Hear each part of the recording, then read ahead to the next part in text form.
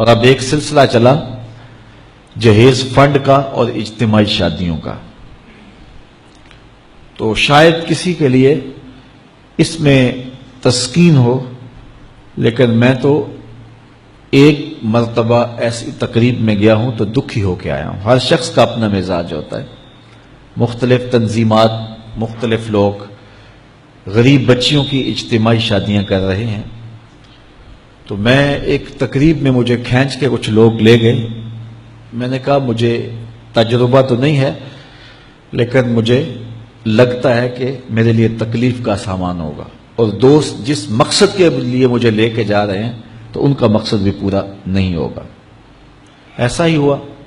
ایک ہال میں 15 سے 20 بچیاں تھیں اور دوسری جانب 15 سے 20 بچے تھے، اور ان کے مہمان، ان کا ہجوم تھا، اور اسٹیج کے اوپر جو کرسیاں لگی تھیں ان پر مخیر حضرات بیٹھے ہوئے تھے جنہوں نے سرمایہ لگایا اور جہیز فنڈ دیا، اور تنظیم کے لوگ آ کے اپنی کارکردگی بیان کر رہے تھے.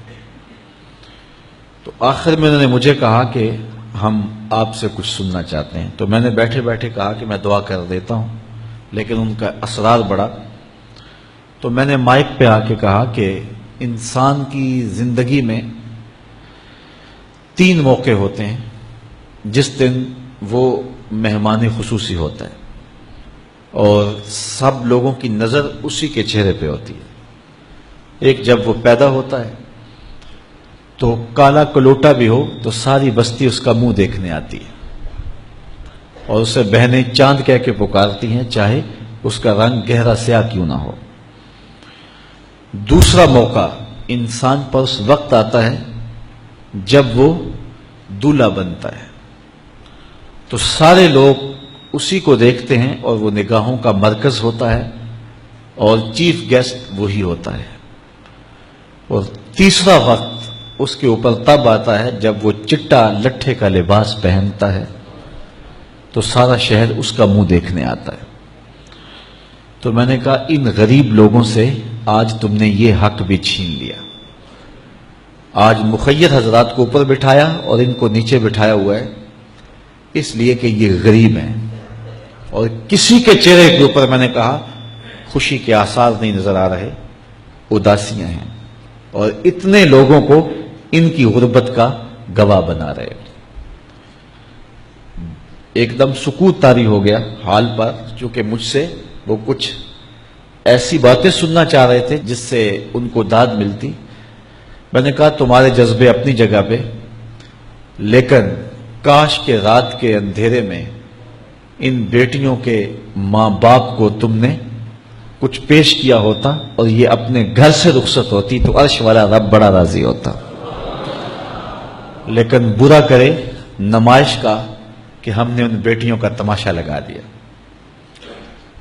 میں ایک شہر میں گیا تو وہاں آج کل وہ پہلے تھا نا عمرے کے ٹکٹ محفل نعت میں، تو آہستہ آہستہ مجمع سمٹ گیا. تو اب ایک نیا سلسلہ شروع ہوا ہے کہ جہیز کی پرچیاں نکالی جائیں گی. تو اسی سال آپ کے قرب میں ایک جگہ 10 کے 15 جہیز فنڈ تھے. تو مجھے خطاب کرنے کے لیے انہوں نے کہا، تو بڑے شوق سے منتظم محفل نے بتایا کہ 15 بچیوں کا جہیز بھی نکالا جائے گا، اور اس پردے کے پیچھے ہزاروں بچیاں بیٹھی ہوئی ہیں. تو میں نے اپنی گفتگو میں کہا کہ یہ ظلم نہ کرو، یہ زیادتی نہ کرو. تمہارے پاس 100 لوگوں کا کھانا ہے تو 500 لوگوں کو نہ بلاؤ کہ تم قرعہ اندازی کر کے 100 آدمیوں کو کھانا دے دو اور 400 آدمیوں کو کہو کہ تمہارا نام نہیں نکلا. تمہارے پاس 100 کا کھانا ہے تو 100 کو ہی پردے سے بلاؤ اور ان کو کھانا کھلا دو.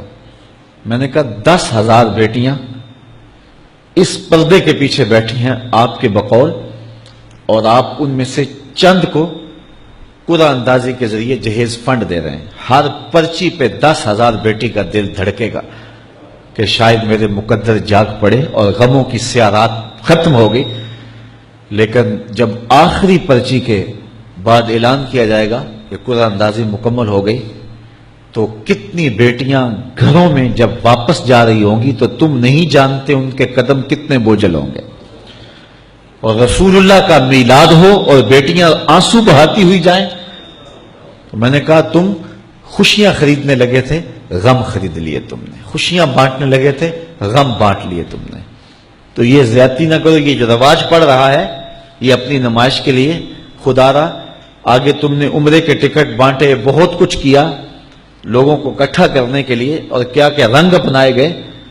میں نے کہا وہ اچھا تھا، چلو مجھے اس پر بھی بات ہے، لیکن چلو میں نہیں کرتا. لیکن یہ ظلم نہ کیا جائے کہ محافلات میں مجمع اکٹھا کرنے کے لیے جو ہے وہ غریبوں کی بچیاں بلا کر کے تو 10 کو آپ دے کے باقیوں کو کہیں کہ معذرت ہمارے پاس اتنا ہی تھا. تو آپ کے پاس 100 کا کھانا ہے، 100 کا پانی ہے، تو 500 پیاسوں کو نہ بلائیں، 500 بھوکوں کو نہ بلائیں. 100 کو ہی بلا کر کے پردے سے جو ہے وہ ان کی مدد کریں. تو میں یہ کہتا ہوں کہ ہم جہیز فنڈ دینے کی بجائے یہ جب تک یہ حالات ختم نہیں ہوتے، میں خفیہ طور پہ یہ بھی کرنا چاہیے. لیکن ساری قوم ادھر لگ گئی ہے، تو اس کی بجائے ہمارے علماء کو، ذمہ دار کو، یہ مختلف چینلز کے اوپر یہ جو ٹاکنگ ہوتی ہے اس پہ گفتگو ہونی چاہیے کہ اس رسم کو ختم کیا جائے اور معاشرے کی تربیت کی جائے کہ بیٹیوں کا رشتہ اس لیے قبول کیا جائے کہ وہ دیندار ہیں، وہ پردے دار ہیں، وہ سگڑ ہیں، وہ پڑھی لکھی ہیں اور ان کے اخلاق اچھے ہیں. یہ معیار بنایا جائے، دولت کو معیار نہ بنایا جائے. اس طرح معاشرے پس جائیں گے اور معاشرے کے پلے کچھ بھی نہیں بچے گا.